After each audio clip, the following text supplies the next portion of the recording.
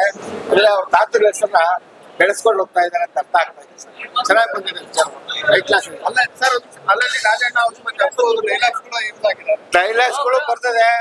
ಆ ಅಪ್ಪು ಇವರಾದ್ರೆ ನೋಡಿದ್ರೆ ನಾವು ಅಪ್ಪುನೇ ನೋಡ್ತಾ ಇರೋದು, ಎಲ್ಲೂ ಮಿಸ್ ಮಾಡ್ಕೊತಾ ಇಲ್ಲ. ನಮ್ಮ ಅಪ್ಪ ನಮ್ಮ ಜೊತೆಲ್ಲೇ ಇದ್ದಾರೆ ಅನ್ನೋಷ್ಟು ನಮ್ಗೆ ಇದಾಗುತ್ತೆ. ಅವ್ರು ಇರ್ಬೇಕಾಗಿತ್ತು, ಆದ್ರೆ ಅವ್ರ ಸ್ಥಾನ ಇವ್ರು ತುಂಬ್ತಾ ಇದ್ದಾರೆ, ಅಷ್ಟನ್ನ ಹೇಳ್ಬಲ್ಲೆ.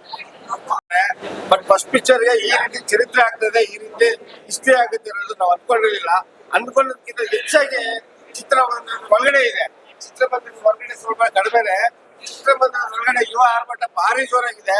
ನೀವೆಲ್ಲರೂ ಚಿತ್ರ ನೋಡ್ಬಿಟ್ಟು ಕ್ಲೀನ್ ಆಗಿ ಬರ್ರಿ ಸರ್. ರಾಜ್ಯ ಬೆಟ್ಟಿದು ಯಾವತ್ತಿಲ್ಲ, ಇವತ್ತಿಂದ ಕೇಳೋದಲ್ಲ, ಏನೋ ಫಸ್ಟ್ ದಿವಸ ಬಂದಿದ್ರೆ ಕನ್ನಡ ಚಿತ್ರರಂಗ ಬೆಳೀತಿದೆ, ಬೆಳೀತೆ. ಇವತ್ತೇನೋ ನಾವು ಫಸ್ಟ್ ದಿವಸ ಬಂದಿದ್ದೀವಿ, ಕ್ರೇಜಿ ಬರ್ತೀರಿ ಅಂತ ಹೇಳೋದಲ್ಲ.